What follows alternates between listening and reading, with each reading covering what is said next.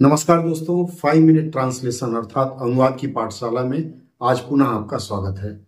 आज फिर से चर्चा करेंगे एक सामान्य ज्ञान, एक करंट अफेयर जिसमें बैंकिंग ज्ञान की भी चीजें होंगी, उसका अनुवाद करेंगे। चलिए देखते हैं। ये जो न्यूज आप देख पा रहे हैं, यह न्यूज हमने लिया है आकाशवाणी से। आकाशवाणी भारत सरकार का न्यूज मीडिया का चैनल है और इसकी वेबसाइट है newsonair.gov.in। आप भी इसका प्रयोग कर सकते हैं। देखिए, सबसे पहले हम लोग अंग्रेजी में दिए हुए अंश को पढ़ते हैं, क्योंकि अनुवाद जब करने जाएंगे तो पहला काम होता है पढ़ना। The government has stated that claims suggesting it is considering levying GST on UPI transactions over 2000 rupees are completely false, misleading and without any basis. आइए हम लोग देखते हैं कि इसका पहले इसमें कुछ शब्द मिलेंगे। हम शब्दों का भंडार देखते हैं अर्थात ग्लॉसरी देखते हैं। In a statement the finance ministry clarified that currently no such proposal is under consideration by the government, full stop. It added that GST is levied only on charges such as merchant discount rate related to payment methods using certain instrument. आगे चलते हैं। मैं आपको सबसे पहले कुछ शब्द दिखा देता हूं। देखिए, शब्दों की बात करें तो सबसे पहले यहाँ जो लेवी है, लेवी शब्द का मतलब होता है लगाना। प्रशासनिक शब्दावली में इसका मतलब दिखाया गया है उगाही करना, मतलब उगाही करना, लगाना या लेना हो जाएगा। इसके बाद जो ट्रांजेक्शन है, ट्रांजेक्शन को लेन देन कहा जाता है और इसको प्रशासनिक शब्दावली में सम व्यवहार के रूप में भी प्रयोग किया गया है। अगला शब्द है मिसलीडिंग। मिसलीडिंग का मतलब होता है भ्रामक, जो भ्रम फैलाए, मिसलीड करे, वो मिसलीडिंग होता है। फॉल्स का मतलब फर्जी या झूठ होगा। इसके बाद करेंटली का मतलब हो गया फिलहाल।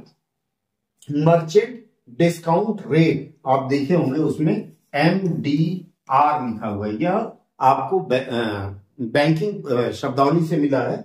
तो मर्चेंट का मतलब होता है व्यापारी, डिस्काउंट का मतलब होता है बट्टा और रेट का मतलब होता है दर। यही चलता है। इस रूप को बदलने का प्रयास ना करें। कहां चलता है मैं आपको दिखाता हूं। देखिए, आपको यह शब्दावली.rbi.gov.in, कोई भी शब्द अगर आपको बैंकिंग का ढूंढना है तो भारतीय रिजर्व बैंक की बैंकिंग शब्दावली है। इसको आसान तरीके से इस वेबसाइट पर जाने के लिए आपको क्या करना है, आपको सबसे पहले यहां टाइप करना है गली कूचा। गली कूचा सर्च बॉक्स में डालेंगे, यह हमारा, अब ये देखिए गली कूचा, ये वेबसाइट कह सकते हैं या ब्लॉग कह सकते हैं। तो इसमें देखिए आने के बाद ये राइट साइड में मेरे देखिए हर तरह के शब्दकोश, आपको जो शब्दकोश चाहिए फ्री में आप यहां से डाउनलोड कर सकते हैं, जो भी ग्लॉसरी चाहिए।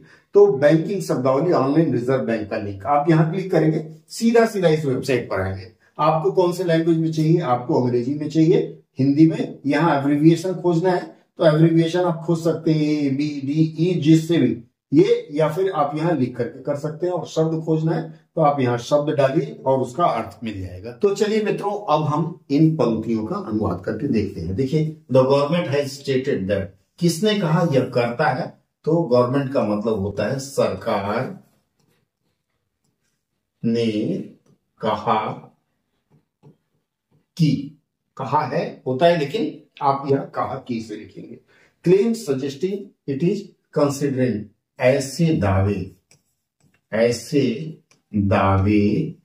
जिनमें यह बताया जा रहा है, जिनमें यह बताया जा, सजेस्टिंग के लिए हमने बताया जाना लिखा है, सुझाव देना नहीं होगा, सजेस्ट का यहां बताया जाना होगा। बताया जा रहा है कि, ये जो इट इज है, इसके लिए हम यह की जगह सरकार लिखेंगे, क्योंकि सरकार के बारे में कहा जाता है कि सरकार considering levying GST on UPI transaction over 2000 rupees are completely false. बताया जा रहा है कि 2000 रुपए, अब देखिए रुपए को, ये र है, इसमें छोटा वो लिखते हैं, बड़ा वो नहीं लिखते हैं। 2000 रुपए से अधिक के यूपीआई को मैंने इसी रूप में लिखा, इसका लिप्यंतरण करेंगे। यूपीआई लेन देन पर क्या लगाने जा रही है, जीएसटी। तो जीएसटी को आप इसको या तो जीएसटी लिख देंगे या इसका फुल फॉर्म लिखेंगे जीएसटी, या लगाने का, लगाने का विचार कर रही है। अब यहां देखिए, यह जो अंश आया है, ये considering levying GST on UPI transaction, इसको एक साथ लिख लेंगे। और the government is considering, actual में द गवर्नमेंट इज कंसिडरिंग, ये द गवर्नमेंट इस वाक्य को क्वालिफाई कर रहा है, तो विचार कर रही है। उसके बाद हमने क्या कहा, आर कंप्लीटली फॉल्स। मैंने यहां लिख दिया है कि जो दावे किए जा रहे हैं जिनमें पूर्णतः कॉमा देकर के, पूर्णतः, फॉल्स का मतलब झूठ या मिथ्या, जो भी आप लिखना चाहें, झूठ, कॉमा, मिसलीडिंग का हमने बताया भ्रामक, and without any basis, without any basis के लिए निराधार, भ्रामक और निराधार है। यहां देखिए हमने दावे लिखा था ना, यहां दावे मतलब क्लेम्स, तो है प्रयोग होगा, है नहीं होगा, है। यह हमने देखा, चुटकी बजाती 1 मिनट में आपने इसका अनुवाद कर लिया। अब हम अगली पंक्तियों को भी देख लेते हैं। अगली पंक्तियां कहती हैं कि in a statement the finance ministry clarified that, in a statement, एक स्टेटमेंट को अंग्रेजी में हिंदी में क्या कहेंगे?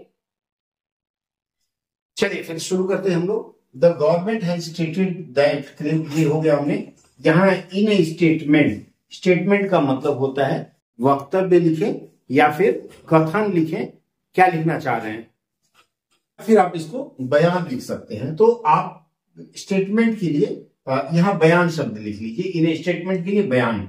तो एक बयान में, एक बयान में इन स्टेटमेंट का हो गया, किसने कहा है?